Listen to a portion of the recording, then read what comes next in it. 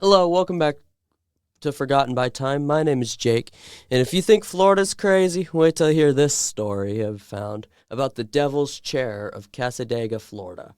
It's also referred to as the Haunted Chair for those of you who don't really, the Devil's Chair isn't your fancy.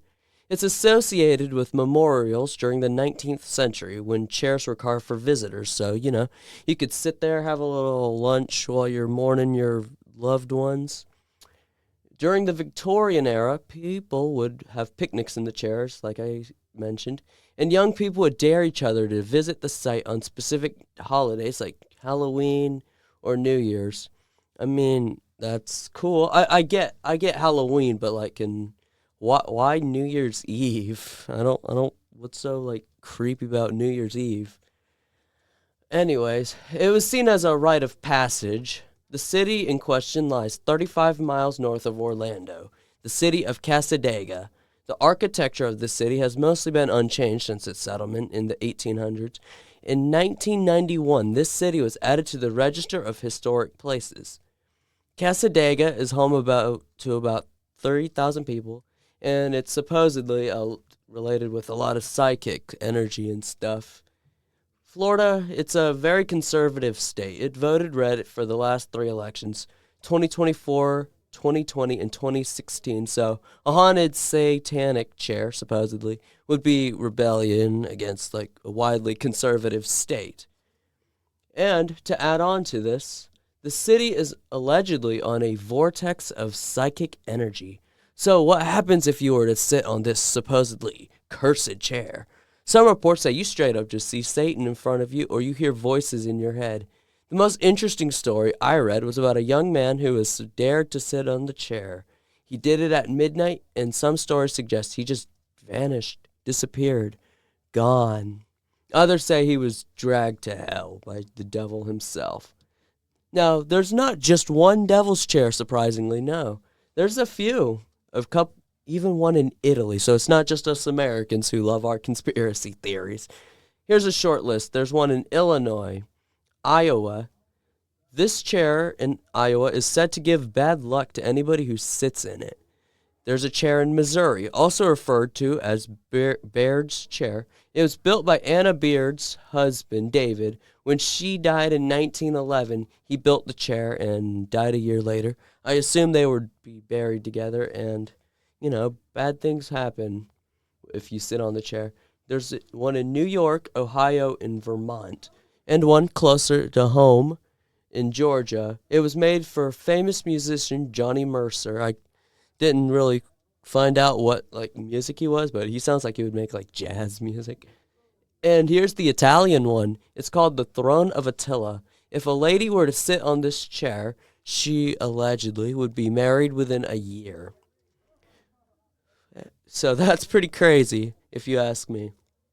It's well, I don't believe in superstitions like this kind of stuff. It's interesting to know that people think about this kind of stuff and are like, oh, this could happen. But I don't know how to really feel about this kind of stuff. But to move on, let's move to the second half of the episode. For the second half of this episode, we will be talking about the Texan legend of the Candy Lady. Let's give some context. There's a small city in Texas called Terrell, where a woman named Clara Klein was released from a psych ward. She had a husband. His name was Leonard. They bore a daughter named Marciella. Sadly, Marciella was killed in a farming accident when she was 5. Clara blamed her husband for the death, and it was reported that the husband was drinking at the time, so you build your own conclusions to that. So, how does she get revenge against him? Maybe not lawsuit. Nah, we go straight to she poisoned his favorite candy, caramels. She made caramels. She poisoned her husband. She put poison in the candy and killed him. Around the turn of the 20th century, children were reported missing in a small rural county in Texas, this being Terrell, where the woman was arrested and released, as mentioned later on. Children would find candy on their windowsill. Okay, basically, in my opinion, the best candy, Snickers.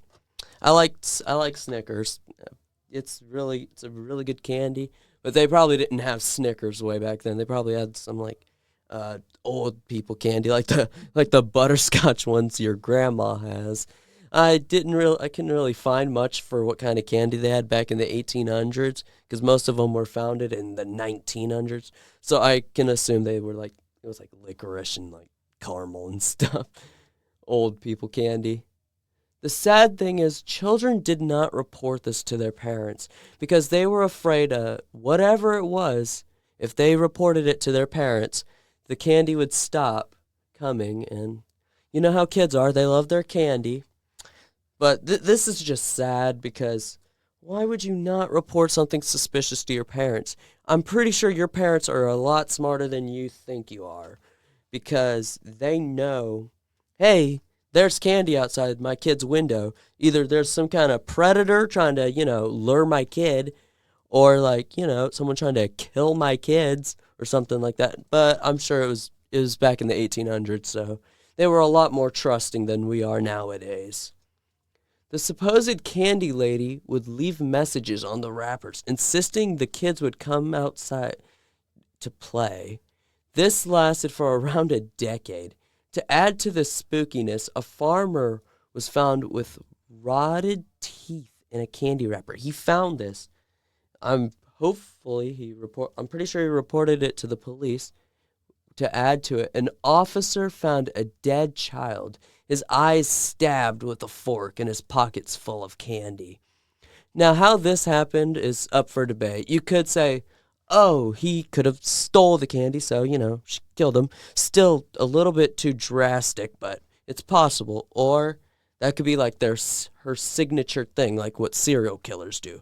For example, Richard Night Stalker Ramirez carved pentagrams into his victims' hands during his spree back in the 1980s. So maybe that was like her thing, to have candy, pockets full of candy. I mean, it's still scary nonetheless. It's sad. I could not exactly find any other instances like this, so maybe it was just a one-off thing. And as I mentioned earlier, Clara was arrested for her husband's murder and sent to an insane asylum where, get this, until 1889, she was released due to overcrowding in the prison.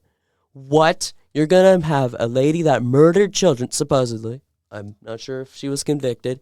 You're going to have her, of all people, out in public because your prisons got crowded.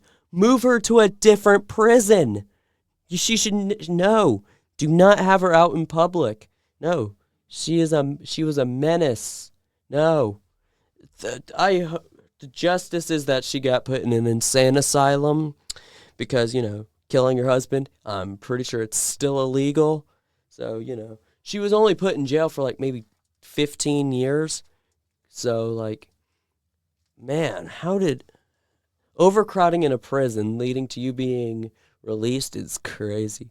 No, what they really should have done was like move her to like a different prison, one far, isolate her from society. But unfortunately for now, this brings our episode to a close. Thank you for listening. Please be sure to leave a like or comment on what I should discuss next. My name is Jake. Thank you for listening, and have a great day.